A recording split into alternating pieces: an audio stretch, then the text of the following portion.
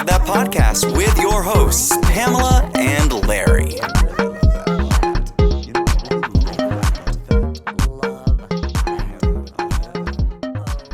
Hey, welcome back. Hey, y'all. Welcome back. It's the Love That Podcast. Love that. Hey, with our fabulous intro song. Love it so much. I love you, Joseph. Yes, we just have to say thanks to Joseph every single time. Mm-hmm. Make sure you're checking him out on Instagram because he's uploaded some awesome new music this Officially past week. Juju. J-U-J-U. Yes, it's so good. I always he's amazing. I have to start out this podcast with something very important. Okay, what's that? So last week I shared that I had never tried cold brew before. And apparently some people were very upset about this information. His name's Ryan. Hi, Ryan. I don't know if upset's the correct word, but the message that was relayed Shocked. to me was he was literally laying in bed and was like, what? How the hell has she not tried cold brew?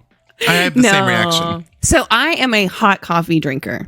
All year long. It doesn't matter if it's 104 outside or if it is 30 degrees. I am a hot coffee drinker every day. I got this cold brew because it was on sale at Aldi, right? And so let me first say it is called Califina Farms Cold Brew. Coffee with almond milk. It's mocha flavored. Okay. And I went to the store today and I saw it was at regular stores as well. So it's not just like some, sometimes Aldi has like whacked off brand stuff. Whacked off. Whacked off, yes. All right. It's disgusting. I'm just gonna, it was the worst thing I've ever had. And my best detail of what it tastes like is if you were to eat Cocoa Puffs and then drink the milk afterwards after you poured your leftover cold coffee into it. It was disgusting. See, that sounds really good to me. It's so sweet. It is not good. I like bitter. In my opinion, as soon as you were reading it off, when you said almond milk that's mocha flavored, I knew automatically it probably wasn't going to taste right. Oh, it's gross. I've never tried flavored cold brew. I make my own cold brew and then I add, whatever creamer that I like that's non-dairy and not full of cooking oil, which you'd brought up last week. And so when I was at the grocery store, I decided to look at the back and almost every one of the popular brand creamers, I love some vegetable oil. Their number one ingredient is soybean oil or vegetable oil. That's just crazy to me. So to give it a fair shot, yes, I did get another cold brew, and this one is Simply Truth Organic because I know Larry is an organic queen. She is. And so we're gonna give it one more fair shot before I give up on cold brew. Now, for the is rest it of my flavored? Life. It is because I like vanilla, but it smells a lot better. I'm just gonna say that. All right. I can get down with it. So you haven't tasted this one yet? I have not tasted it. Ooh, insert drum roll. Here we go. Are you ready, friends? Let's see. I'm nervous about this. I can get down with this. I'm going to say it's much better. It tastes like the Starbucks Frappuccinos, the ones that were in the glass bottle that we all drank and like back in the day. Ooh, would you like that? Like, woo, tie-in. I can get down with this. So I will be drinking my next cold brew, which is vanilla. You know what? You should pour it over a cup of ice and add like a little splash of whatever dairy or non-dairy product you like, and it will enhance the flavor a lot. I'm down. I'm okay with this. I can get down. It's really expensive. This little tiny, Larry can see my can. It's 8 ounces. It was $2.75. Yeah, that's a lot. Get out for that. No, thank you. But I think this whole jug of cold brew was $2.75. Probably at Aldi. It was disgusting. Do not get the Aldi. It's also available everywhere, but don't buy that. Whatever. Don't sponsor us. And like Pam said, I can see the bottle that she was holding up. And if you go to our Patreon, you can also see the bottle. And also, Pam, look how blue my eyes are today. It's really... Ooh, they're so blue. They're like the ocean. I know. They're not the blue, Galveston Ocean. Like, oh, no, honey. I'm not... That looks like my cold brew. I'm not so full of poo that my eyes are brown. Okay. Oh, poor Galveston. Steph water. We love her from a distance, from the shore. Speaking of Galveston, back in the day, which is what today's episode is about. Yes. My grandparents had a beach house in Galveston. And so I have very, very fond memories as a kid growing up in Galveston. Starting at the age of 8, they taught me how to be a bartender so that they didn't have to make their own drinks. So shocker. Anytime they would have, anytime we had a crawfish boil or they had a big group of friends over, I was the designated bartender for everyone. I remember one time I was probably 9 or 10 and I had gotten the blender out because grandma wanted mudslides for everybody. The old TGI Friday mudslides. They used to sell, they probably still do, the mixer at the liquor store. And then you add the rum or whatever to it and put it in the blender. Blenders sucked back then. I don't know if you guys know this, but blenders in the 90s sucked. We didn't have no ninjas and no bullets and all of that stuff. There was no safety precaution either on them. You could have stuck your little hand in there. Very true. And so, I'm in the kitchen all by myself making these mudslides, and I put the ice in, and then I poured the mix in, and then I poured the rum in, and I hit start on the blender. Well, it was not blending. So I got a wooden spoon, and I was sticking the wooden spoon in there trying to get the ice to go down. Well, it caught some of the wooden spoon, took a chunk of it off. Well, I was like, whatever, it's fine. So I pour everyone's little mudslides, and everyone's drinking their little mudslides, and everyone's having a good time until people started choking on wood splinters. You literally are killing everyone. Yeah. So when you said Galveston, it triggered that memory for me. Oh no. That's horrific. There's some toothpick. It was just an extra toothpick. It was a free toothpick with your drink. And, some of them hillbillies needed it, okay? Oh Lord. And yes, that is what we're going to chat about today, is all the insane things that we were allowed to do when it was the 90s, we'll say, even the 80s, 90s, early 2000s, that you literally cannot do today. I'm sure there are people who let their children be bartenders these days. Not probably highlighted, but I'm sure it still happens. Oh, I couldn't imagine. I knew my way around a liquor store before I was 9 years old. And I'm terrified to take my kid into a liquor store because I'm like, oh, are you supposed to? I don't know if you're allowed to. At What's 15, my dad started taking me and buying me liquor. Oh my goodness. Yeah, I did not grow up like that. I got my first alcohol poisoning at 15. Really? Yeah, hospital and everything. Did you have anybody that I remember when I had friends who would get caught smoking, which when we were kids, we could still buy cigarettes.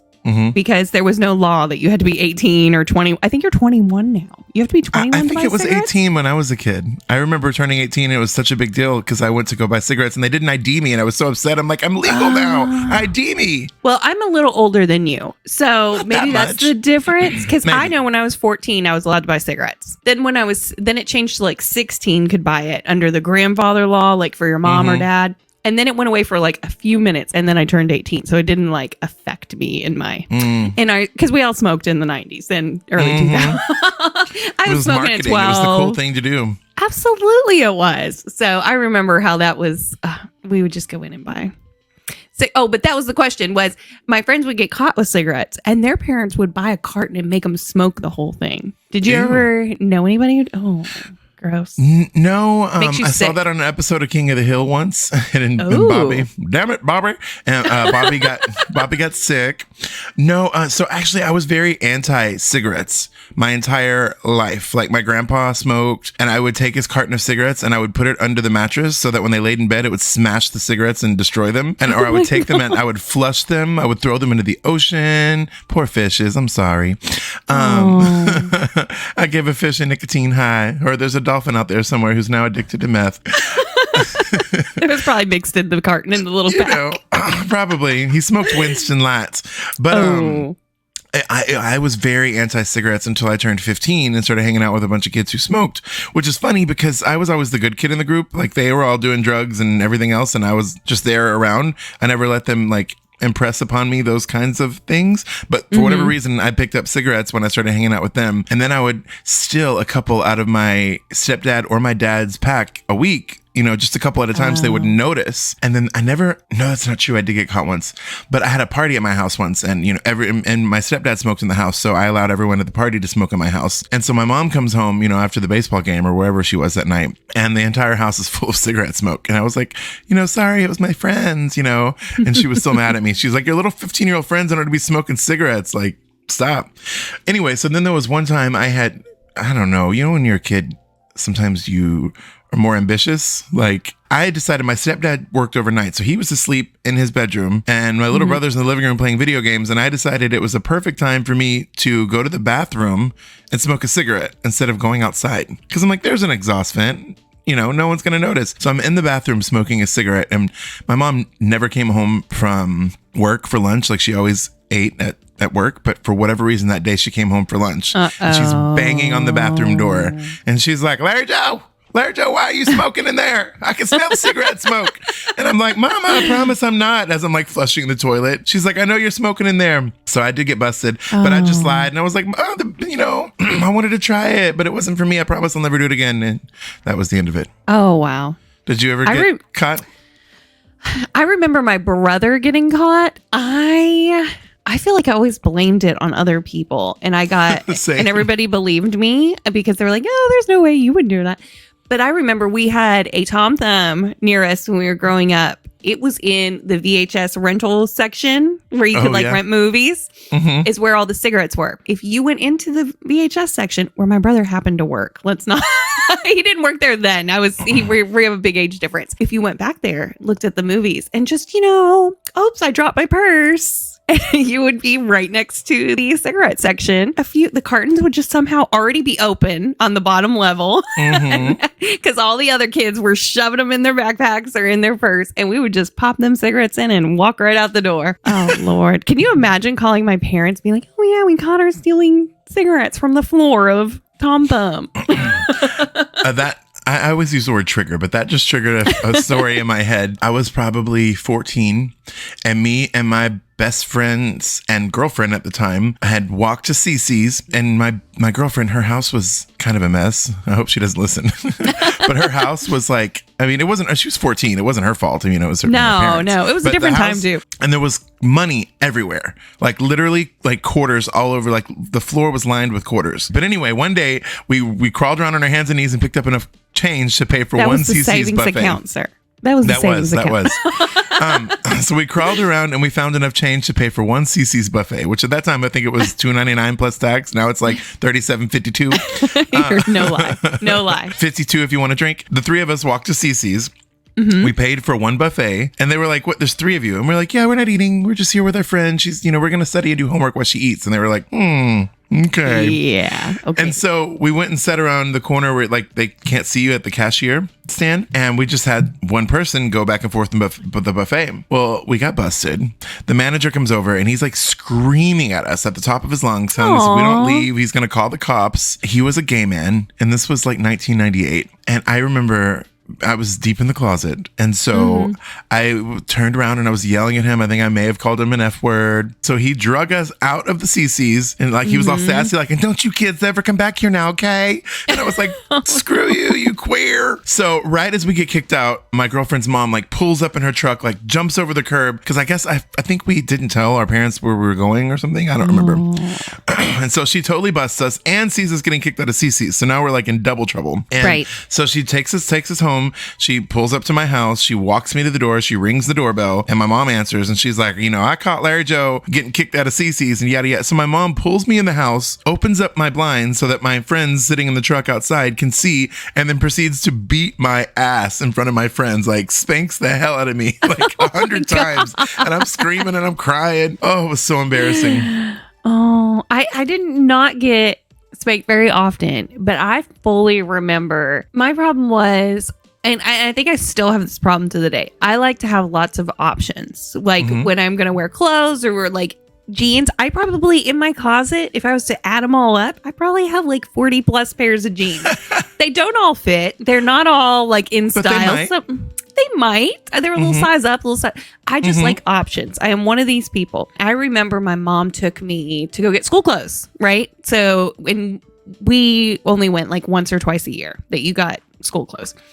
It's first week of school or so. And she's like, why aren't you wearing the new jeans I got you? And I was like, well, I just don't like them how they fit right now. And realistically, it's like girl hormones, like going up and down is what it really is sometimes things fit better than others, or sometimes you're mentally not into those some jeans days you're feeling it and some days you're not. Bro, I got beat with the wooden spoon, right? No. You wear these jeans, damn it. I spent all. And part of it was the time when my dad was transitioning. I think there was a layoff at jobs. And so we didn't have a lot of extra money to buy jeans and stuff. So I think it just sent my mom over the edge. She would not beat me over jeans today, but that day she did. She was pissed. You wear them damn jeans. So speaking of spanking, I was a really bad kid, you guys. Like, I am happy that I've lived long enough to reflect on those days and realize just how bad I was. But I'm sad because my mom's not around for me to apologize for how horrible I was. Because I was genuinely like satanic problem Satan child. Seriously, for example, in kindergarten, and this is not an exaggeration. This is the absolute truth. In kindergarten, for every day I didn't get sent to the principal's office and get a spanking, the principal would come find me at the end of the day and give me a treat, a fun pen or a sticker or a little piece of candy, because it was so rare that I did not end up in the principal's office. What? Probably 4 days a week, getting my ass just beat with a wooden paddle by the principal. In elementary school. Oh, yeah. The teachers would be like, all right, Larry Joe, right, let's practice your alphabet. And I'd be like, screw you, bitch. And they'd be like, what did you say to me? And I'm like, you heard me. And I was a kid, so I really don't think I could take full responsibility for it. No, but that's how my environmental. dad talked to my mom all the time. Yeah. And so I just assume that's how people talk to each other.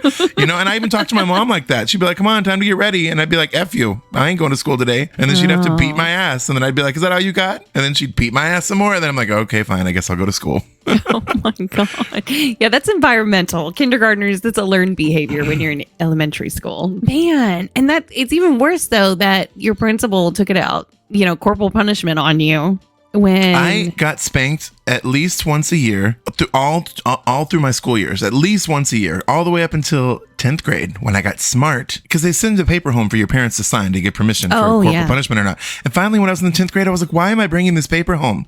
No. So I would just sign it, do not spank my child and do not call me. So my mom stopped getting the phone calls.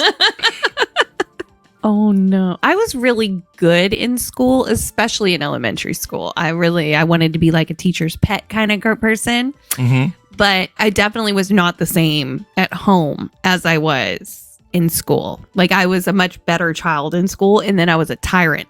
I was crazy both. Yeah, I don't remember like a bunch of school things that happened. I do know I was definitely scandalous like in school. Like, I was boy crazy and all that kind of stuff. But I never skipped school. The only day I ever skipped school was senior skip day. Mm-hmm. That was it. My whole life. My I never attendance skipped record school. was pretty good as well. I would say senior skip day was probably one of the only days I intentionally skipped for the most part. Yeah. I got expelled my sophomore year of high school for getting into a fight. And it wasn't even my fault. And I still to this day think it was mishandled. And I think if I, wasn't bullied, it would have been differently. Thanks. Shout out to Allen High School for sucking, at least in 1999. I used to wear FUBU in my sophomore year. And actually this happened in 9th grade, at the very end of 9th grade. So I had to go to 10th grade. So, at my dad's house in Quinlan, Texas. But anyway, so in 9th grade, I was wearing my FUBU jersey and I had my hair in cornrows and we were leading a pep rally or something. Yes. Wait. We got to go back to this. Who did your hair like this? One of the girls that I was dating at the time, her name was Shaquinta, and she did it for me. Yeah, oh, AKA Thumper. She went by Thumper. All right. Shout out to Thumper. Yes. So she did my hair, and I had, the cargo khaki shorts that were like super long and matching K-Swiss shoes for every FUBU jersey that I had. Anyway, so I'm leaving the pep rally, and one of the country boys in school called me an N-word loving F word. And I remember being like, come say that to my face, because I was so deep in the closet. I was trying so hard to be like, a thug. And so he comes up and he's in my face telling me these things. And then I don't remember who pushed who, but somebody pushed who. And I ended up getting him in a headlock and I'm just punching his face. The teachers come. And so I immediately throw my hands up and I'm like, okay, the teachers are here. We got to stop. And he's still hitting me. He got a few cheap shots in at that point. He even ripped my favorite FUBU jersey. And I was so sad because I had to work at that age to buy my own clothes. I think I paid for it. So anyway, I ended up getting expelled because the teacher says that I hit her as she was trying to break up the fight, which was completely not true. My hands were in the air as soon as faculty faculty got involved. But anyway, so I got expelled for a year and had to go live with my dad. Yeah, my entire sophomore year, I was not allowed back. Yeah.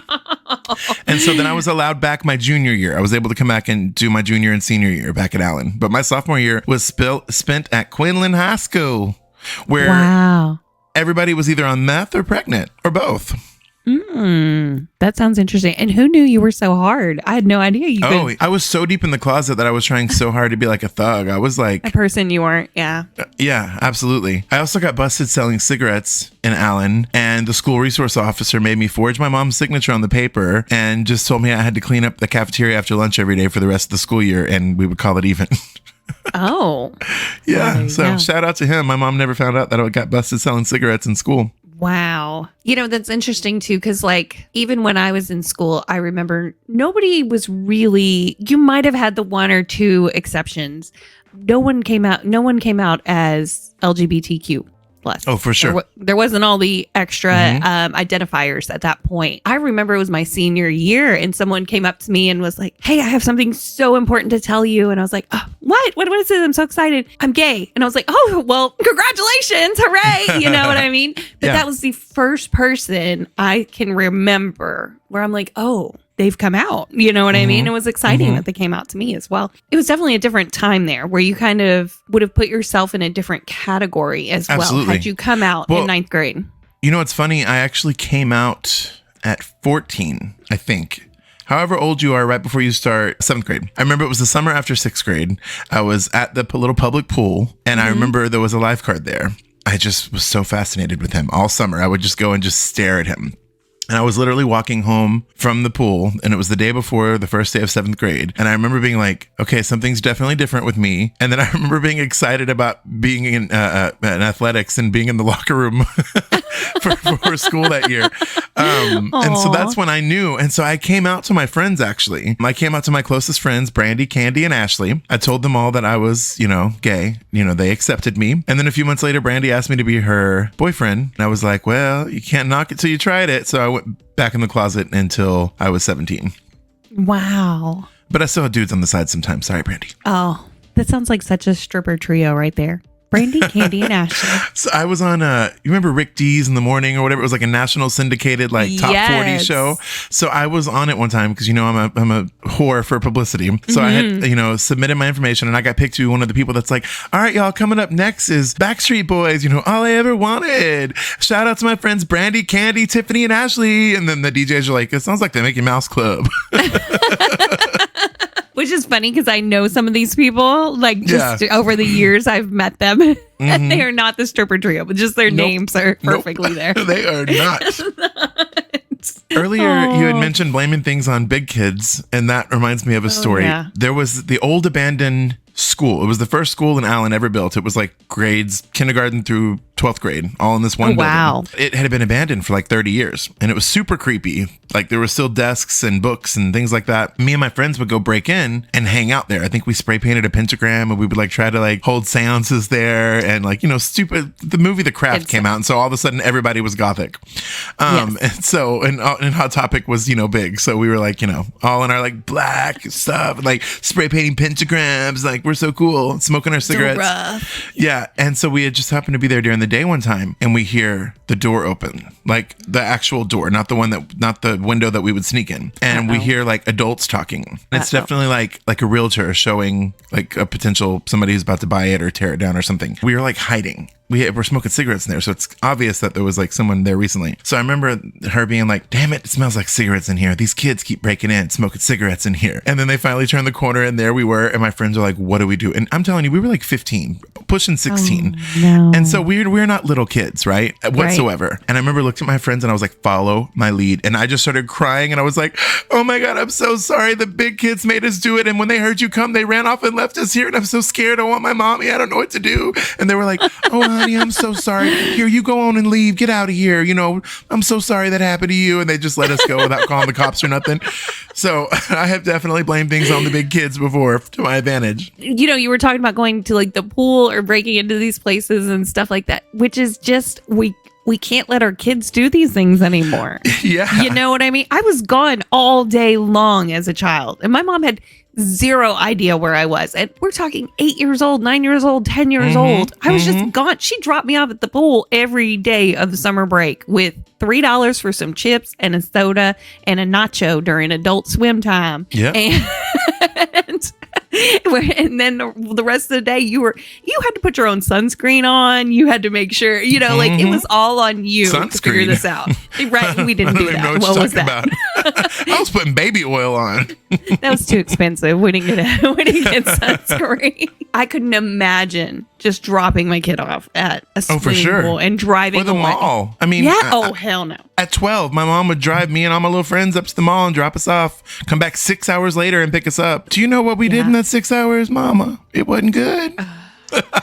You stole everything from Hot Topic and Claire's and Wet Seal. And paid to see You've Got Mail, but then actually snuck in to see American Pie. Yes. I was probably there working at the necklace stand. You probably walked by me. Before your boyfriend came and stole everything. Yes, before all the stock inventory was stolen.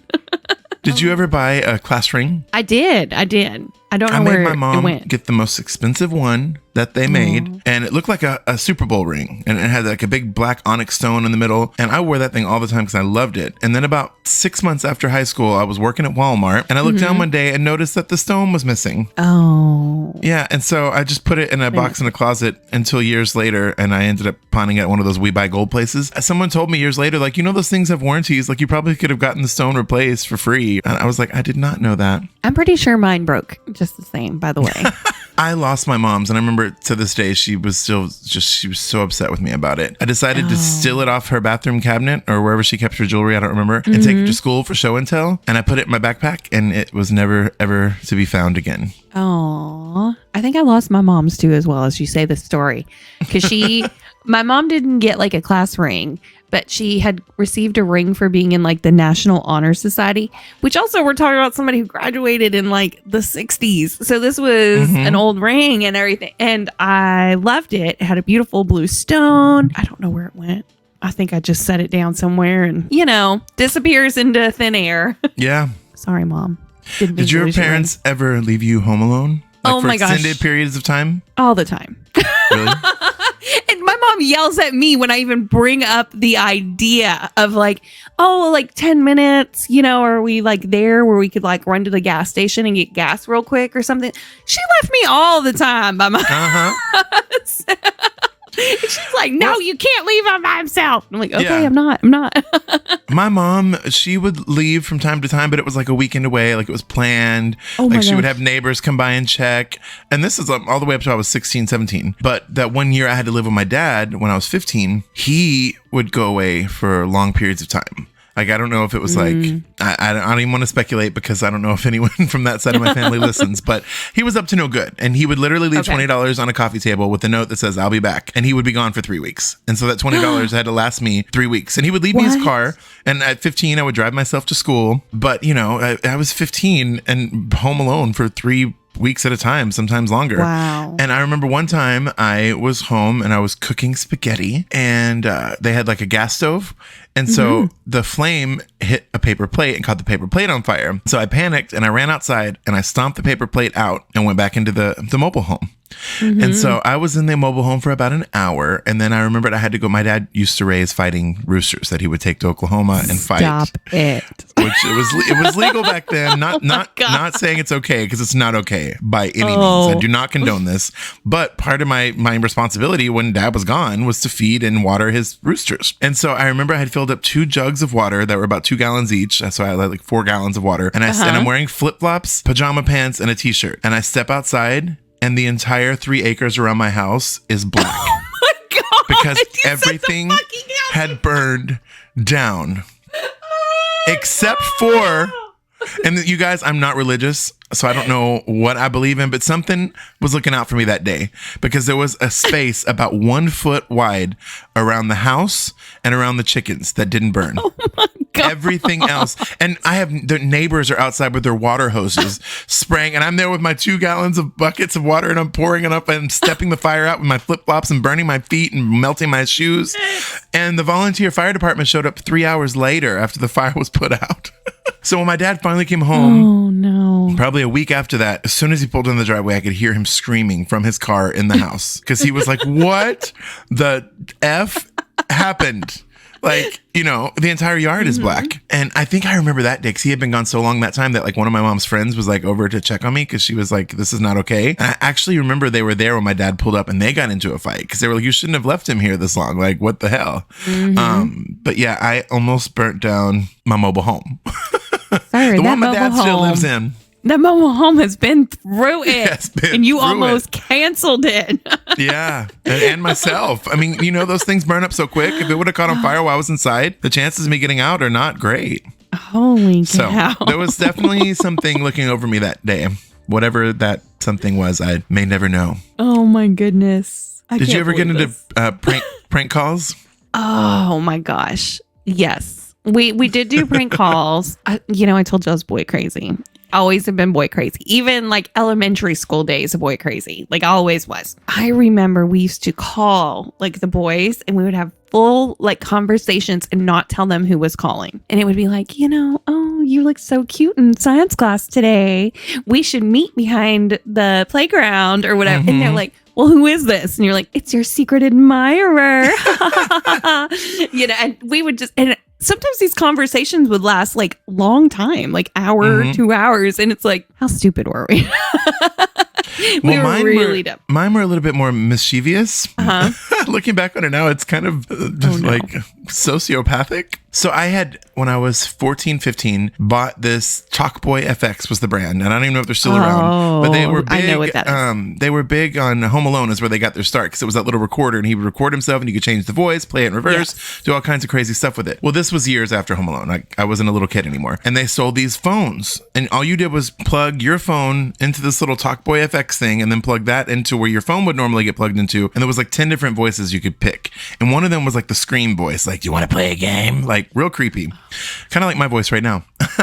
I discovered through practicing on my own home that little box right outside of your house that has the telephone logo, company logo on it. You just lift it up. There's like a phone plug, just like your phone inside. You just unplug that. You can plug your phone into that box and make phone calls from that person's house to anybody you want. Oh, and so my God. My friends and I, first, this is to loop the story back around. There was this one kid, we kept prank calling him, like saying really messed up things. I can't believe I'm sharing this story. Oh my God. So we would say something There's a want list. He's like, I knew it was Larry. I'm coming for No, I'm getting there. So we ended up telling him, or I don't remember how. He knew, he definitely knew it was us after, like, we terrified him. And we would always do this at night. And so we would, and do you know, fun fact, most people's phone boxes are not in their backyard. It's on the side of their house, like in the front yard.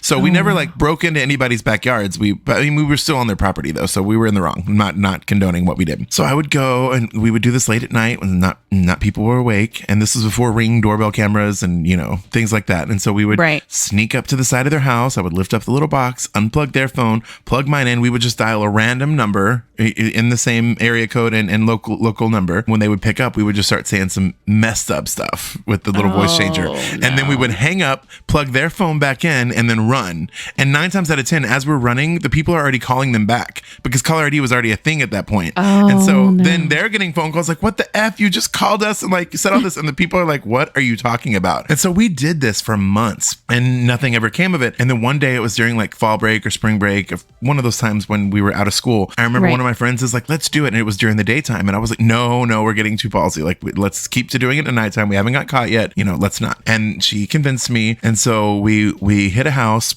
She called her grandma long distance, actually, because she was like, we can't make long distance phone calls at my house, so I'm going to do it from this person's house. No. So she's like on the side of the house having like a 20-minute conversation with her grandma. And I'm like, okay, we needs to go. So then we go to hit up the next house. As we're hitting up the next house, that one kid that we pranked earlier in my story was like hanging out in like the backyard. And so he immediately like knew what we were doing. And so he was like yelling at us and we were just like, whatever, F you. Since we were doing it during the day, we had a strategy. We would go ring the doorbell. And if someone answered, we would just ask for a random name. Like, is so-and-so here? And then they could be like, no, I think you have the wrong house. And we could be like, oh, okay. And we move on to the next house. So we walked up to this house. We rang the doorbell. Nobody answered. So I was like, all right, we're good. So I go over. We unplug the phone. As soon as we plug it in, an older girl from my school comes running out of the house like a wild banshee. And she was like, what the hell are you doing? I was just on the phone and then it went dead. And now I can't make phone calls because we ran off. So we didn't have time to plug hers back in. So then, as far as she knows, we like cut her phone line. And so we all ran and hid in different directions. And then we ended up all running back to my house. We all get to my house. We shut the door. I'm like,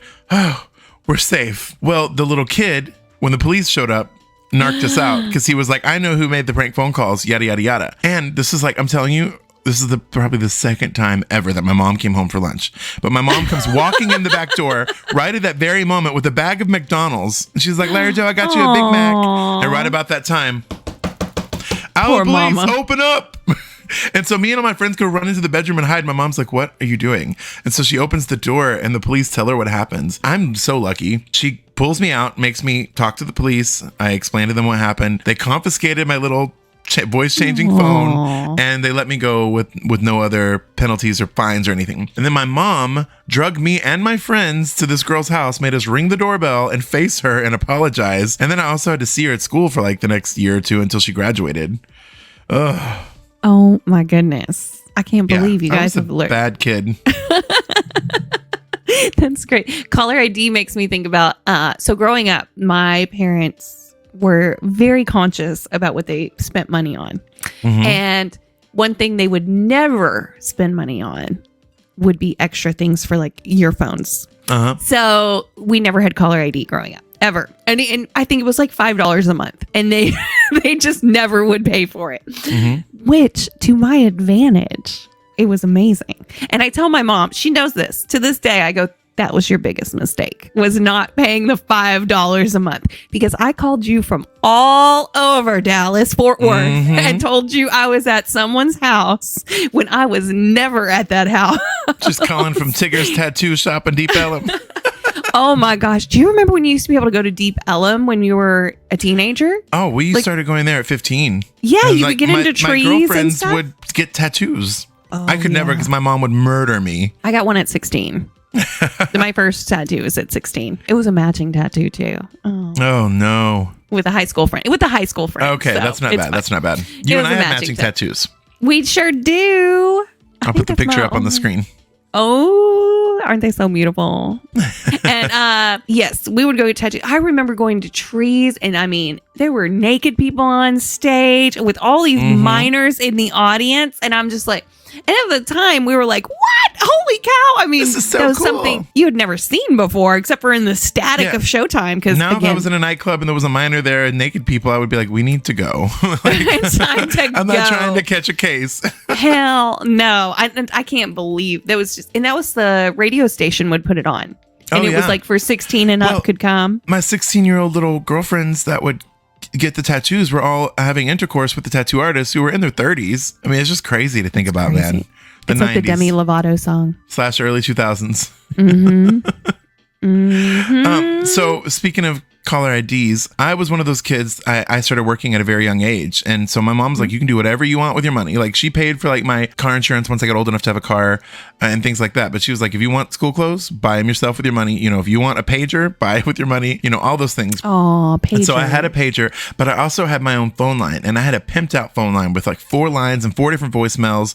And I bought one of those phones that had like the line 1, line 2, line 3, line 4. And I remember the year I got expelled from school. Actually, I don't think it was the year I got expelled. It was another time I had been suspended for like a week or so for something I can't even remember now. I remember what it was. Way before Perez Hilton, I had a website that was similar to Perez Hilton, but it was just bashing the principals and teachers. And Of course you did. Doing it. I got caught doing it on a school computer. So that's how they were able to get me, because it's freedom of speech. But when you're using school computers to do things like that, they can reprimand you. So I got suspended for like a week. So anyway, my little voicemail was like, hi, you've reached, Larry's personal phone line. I'm going to be gone for a while. Press 1 to find out where I'm going to be. And so they'd press 1 and it'd be like, hey, y'all, I'm staying at my dad's house for a while. If you want to leave me a voice message, hit pound. And then it would be like, press 2 if you want to find out why I'm at my dad's. Like I had it all set up, and I thought it was the coolest thing ever.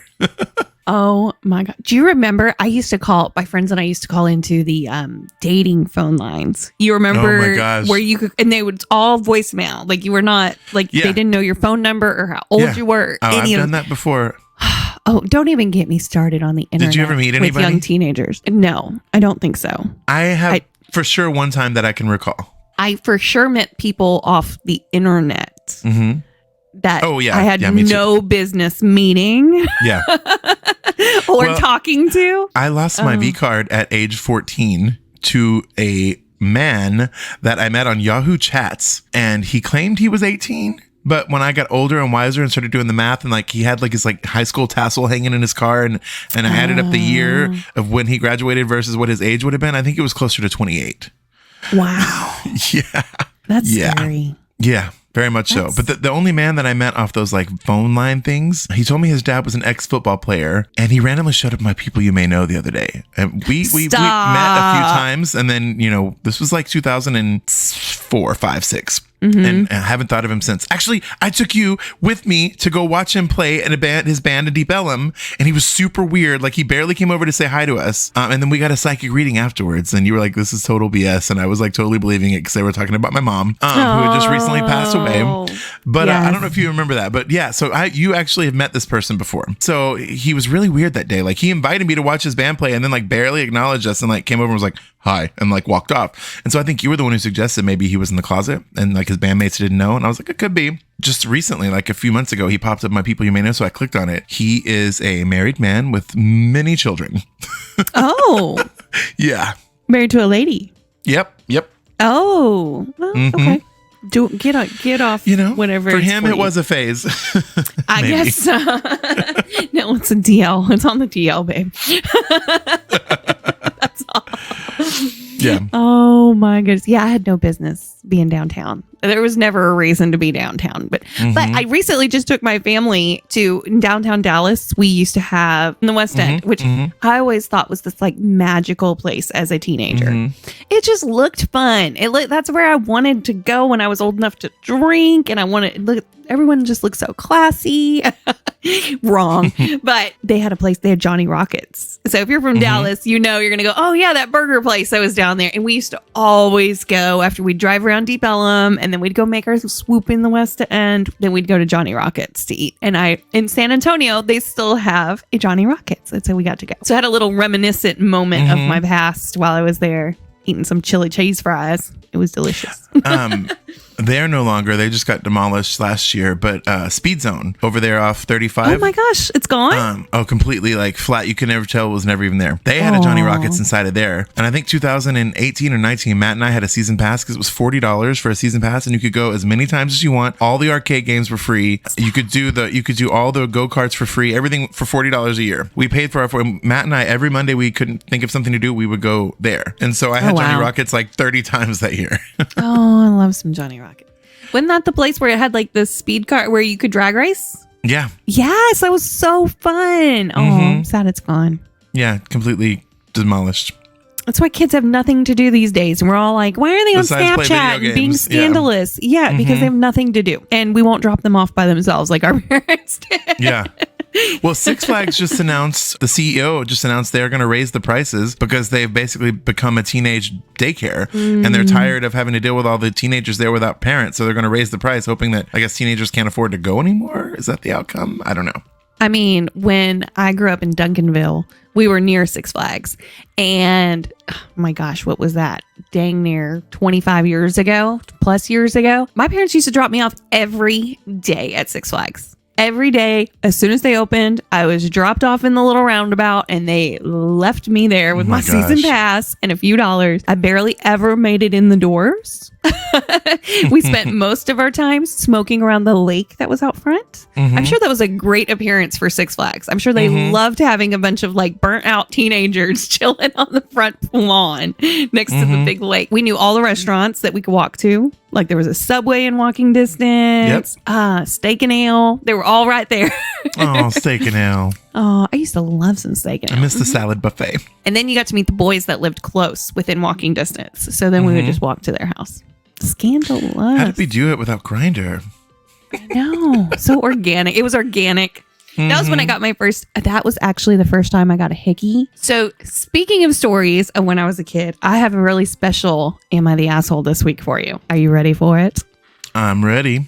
Ready. Am I the asshole?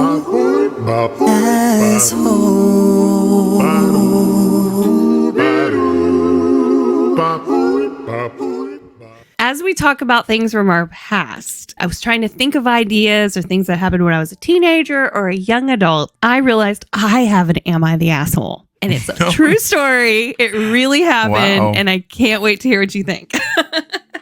I'm all ears. So I was working at a company. So I was in community college at the time. So definitely young 20s, very young 20s. I want to say like 22. I was working there and I was going to school full time and I worked full time. I remember my boss, his name was Michael. He wasn't important enough that I remember his last name, and I'm not changing his name because I think he's an asshole. So Michael. I knew you at this point too, so I'm curious to know if I remember Did this. you? Okay. Yeah. Yes. And you know what? And I worked weekends at a restaurant. So I was working 2 jobs. That was when I was working at Tia's, going to school full time. RIP Tia's.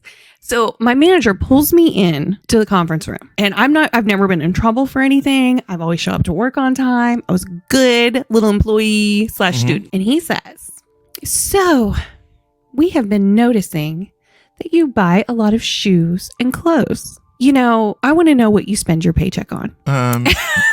That's none yet. And being in my low 20s, I didn't know how conversation would have never gone the same way today.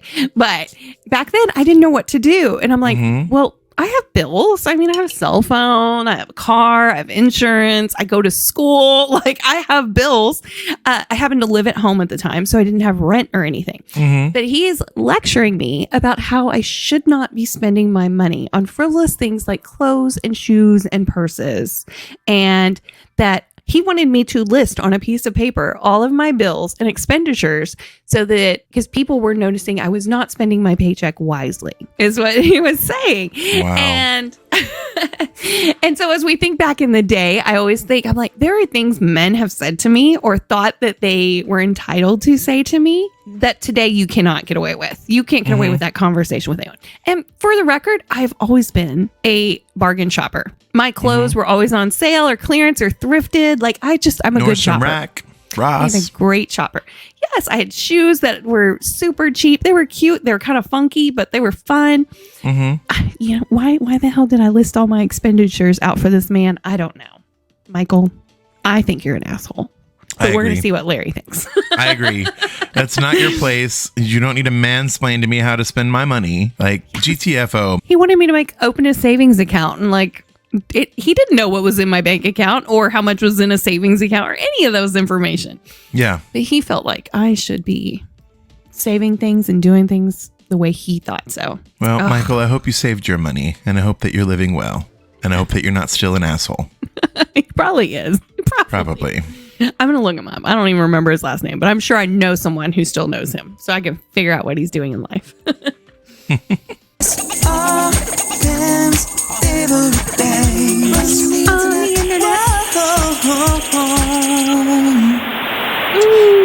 Yes. So Pam's favorite things usually involve TikTok. So today I have a TikTok story. So it all started in 2012. I had met this person on Grindr. We had hung out, made acquaintances.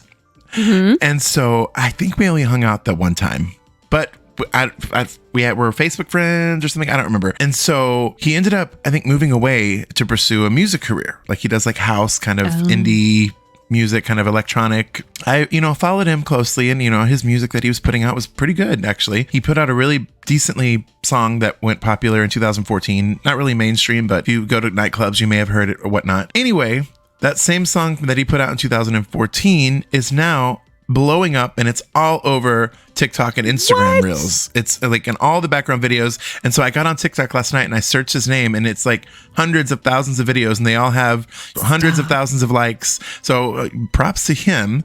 But I know you're always on TikTok, so I wanted you to do a blind challenge and pull up the song and listen to it now and see if you recognize it from TikTok. I can't So wait. the artist's name is Mr. Kitty. I don't think I've ever heard that name. And and unfortunately, y'all, we can't play it on here because of copyright, and we don't want to get kicked off of Apple. But I implore you to do the same. Look up Mr. Kitty, and the song is "After Hours." Is the name of the song. After Dark? After Dark, yes. Okay. So everyone, right now, stop what you're doing and look up Mr. Kitty After Dark, and see if you recognize the song. Let me see Pam's if I listening in her recognize it. Pam's listening in her earphones. It starts off kind of slow. I have never heard this song in my life. What? How are you always on TikTok and you've never heard it? I am, and I've never heard this song. I'm interested when people started pushing it out. Within like the last week, I would say. Mm-hmm. Right now, I'm on the side of TikTok that's about corn. And everybody who listens to TikTok knows exactly what I'm going to say. And it goes, "It's corn." They're all singing it. What is corn? I'm so confused. It's a big lump with knobs. It has the juice.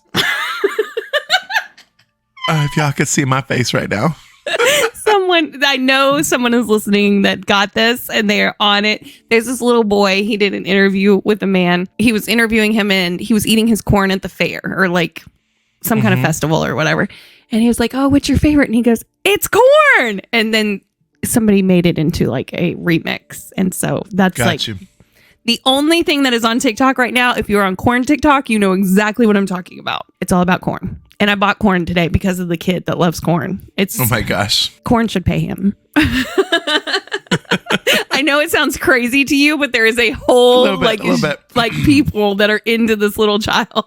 That's crazy that you don't know the song because it is blowing up so much on TikTok. Everyone check out his music, and I wish him all the best. I did notice a few years ago that we are not Facebook friends anymore, so I think he went through and unfollowed unfriended a lot of people now that he's becoming more famous, which, you know, it happens. I was Facebook friends with Will and Belli for a very long time. Really? He unfriended me once he blew up. Yeah. That's messed He up. actually was one of the people that helped me get on that reality show that I did that never aired because they wanted the photos that had the most comments underneath made it through to the next round. And so I was messaging all of my Facebook friends like, "Hey, I need you to click on this link and click on the photo and comment something, you know, nice about me or something." And Willem commented, "Larry owes me child support, so I'm not cool with him, but he sends me Wendy's coupons, so I guess we okay." So random. So random. Thank you, Willem Belli, for helping me get on that show. That is random. I remember when he was on, what was that show called? It was the two twins that were on The Bachelorette. They were adorable. They're twins. They were both they were on The Bachelor. I don't watch The Bachelor anymore, guys. I'm sorry. I don't watch any of that ever. I can't stick with it anymore. So fake. But the twins got their own spin-off show. He was their landlord. And so he was teaching them like how to dress and was trying to because they were cheerleaders. So he was trying to get them on like professional team as cheerleaders. I had no idea. It was the cutest little show. It was very cute. But I love him even from I still love his YouTube videos and everything else. I do too, the beatdown. Yes. And I listen to his podcast sometimes just because Ogden's always listening to it. So if I'm around, I, hear some of it. I comment on Willem's stuff and tag him and things all the time because I have Willem stickers on my tip jar artwork, and every now and then I'll randomly post it on my story and tag him. He never interacts with anything that I comment or post. Well, the other day he posted a video of a live lizard crawling around in his hair. And I commented and said, "That's some white people shit," with the crying face emoji. He commented back and was like, "This lizard belongs to a black person, one of my dear friends. Why would you bring race into this?" And I'm like, "Oh, no, honey, I wasn't. It was like a joke. It was a joke. Like, I was trying to be funny. Like, no. I'm sorry." So, yeah. Hi, Willow. You just recently saw him too, didn't you? At the end of June. Does he recognize you when you go see him? I don't know if he recognizes me, but we worked together on a movie, and I've hung out with him backstage many times. Back when my drag mom was the booking director for the block, she was the coordinator who booked the talent and who got them their airplanes and got them set up in their dressing rooms. Right. And so I've hung out with Willem many times. But anyway, so the last time I met him, I told my drag mom I was going to meet him, and my drag mom told me to tell him to stop dressing like he shops at Target. And so I said, "Hey, I don't know if you remember me, but my drag mom's Anna Jean Robinson, and she told me to tell you to stop dressing like you shop at Target." And she said, "Tell that bitch to go get effed." Aww. So I don't know if she remembers me. I don't even know if she remembers my drag mom, but we've all worked together many times. So yes. Well, it was a fun trip down memory lane today. It was lots of and I'm glad we got to chat. We have not talked at all this week. It's just been one of those weeks where we're like, you've started with your internship, and I'm working. I'm on day 6 of day 12, working straight in a row. I'm sad about it. Larry's working too much. Later today, I am going to host on camera gigs for the National Gay World Series, which is taking place in Dallas this week. Yay! Today are the opening ceremonies, so I'll be there with the camera crew interviewing people. I have no idea what I'm going to wear, but I'm very excited for that. I'm so excited. I can't wait. Well, take care of yourself. Take care of each other. Don't set your mobile homes on fire, kids. And don't leave your kids home by themselves for weeks. Don't do that. Get your tickets to come to my drag show on September 17th at the Echo Lounge. Link in bio. And there's going to be a picture on our Instagram going up today for you to comment and follow on the Love That Podcast Instagram to win free tickets to come to Larry's Wig Off in a couple of weeks. That'll be up. We'll pick a winner by next week, by next Sunday. Yep. We'll announce it on next week's episode. So if you're in Dallas and you want to go, make sure you comment and like, and you'll have a chance to win. And if you follow our Patreon and you subscribe to our premium level, you get free tickets to all of my events. So that's an added bonus. So check us out everywhere because we love that. And we love you. Bye, friends. Adios, amigas. All right. I think with editing, I can get this down to right at 1 hour. We're at 1 hour and 3 minutes. We did not mess up that much this time. These were like quick ones. These are little ones. We did pretty good. Minus my voice, today was almost perfect. Pretty good. There was only a few probably some ums and shit like that, but nothing crazy. I'll take a lot of the ums and the yeah, not bad at all. And we're before 3:00. Woo! Yes, so I thought you had to go to work tonight. I do. So this airs tomorrow. Tomorrow I'm doing the on-camera stuff. Yeah, I have to go to work tonight. Tomorrow's the on-camera. So I'm going to shave my head. I think I'm going to wear the shirt that I wore last Monday, like that new floral shirt, because I've gotten crazy compliments on that shirt, like more than any shirt I've worn in years. Like people stop me at work and they're like, I love your shirt. And then my coworker, Mark's daughter, who I've known for years, so she's not really like she is a coworker, but I've known her forever, so we still can go grab drinks and it's not weird because I'm the supervisor. Her and I went to go see Dolly because Dolly works downtown on Thursdays. So her and I went to go see Dolly 3 days ago, whatever Thursday was. And we walk in and there was a straight guy sitting at the bar and he was like, dude, your shirt's badass. Where'd you get it, man? And I was like, Amazon. And he was like, send me the link, bro. And I was like, I'm not giving this guy my number. So I just pulled it up and I was like, there it is. And he's like, no, you just send me the link. And I think that Kristen was her name, knew exactly what she was doing, but she was like, here, send me the link and I'll send it to him. And I was like, okay, cool. So I sent her the link and she sent it to him. And then I noticed as I'm talking to her, she's like super distracted and on her phone. And I'm like, whatever, she's probably texting somebody. No big deal. So the guy finally comes over, he shakes both of our hands and he leaves. And she's like, oh my God, that guy's been texting me the entire time, like the most insane shit. Like he texted me and told me to break up with you and go with him. And I told him that you're gay. And so then he told me that he wants to take me back to his hotel room and destroy me. And I was like, oh my God. And so she pays for this annual app on her phone where she can like find out everything about anyone just based off like a phone number or a license plate number. So she searched his phone number, found his Facebook page. He is a married man with children. Yeah. So she did not end up going to his hotel room because she's like, I can't in good conscience go to this man's hotel room. Guys, just in general, men are stupid. Agreed. I know. And how is that app? I just don't see that being appealing to a straight woman for a man to be like, let me destroy you. Like, what? No. Like destroy what? This is not being aired. This is all after talk. Right. No. But yeah, I don't see the appeal in that. Like, and maybe once you're there, like, and you're like pillow talk, like whispering in the ear, you're like, yeah, I'm going to destroy that ass. Like, yes, but like you're trying to entice me to go to your hotel room by sending me a text that says you're going to destroy me. No, definitely thanks. not after 5 minutes. That's not exciting at all. Plus he was stumbling out of there. I was like, he's not even going to be able to get it up, girl. No. And so I kept telling her, I was asking for a dick pic so we could see, but she wouldn't. Little prude bitch. Oh, I totally would have. Yeah. Because I'll make fun of your dick like all day long. Well, and he said, my dick is average, but I want to destroy you, is one of the messages he sent her. Or no, he said, my dick is average and I want to share it with you. Ooh, what such a turn on. Yeah, now I want to go right over. Funny, we were talking about people's numbers about like that video I watched. And then I get on TikTok today, somebody said, listen, It was a girl. And she said, I've had sex with 982 people. So if you're going to slut shame anyone, just go ahead and slut shame me. Like, here, the comments are open. Go for it. Quit slut shaming other women. I was like, that's so crazy. Apparently, that's a big thing right now that people are mad about how many partners people have had. I don't know. Yeah.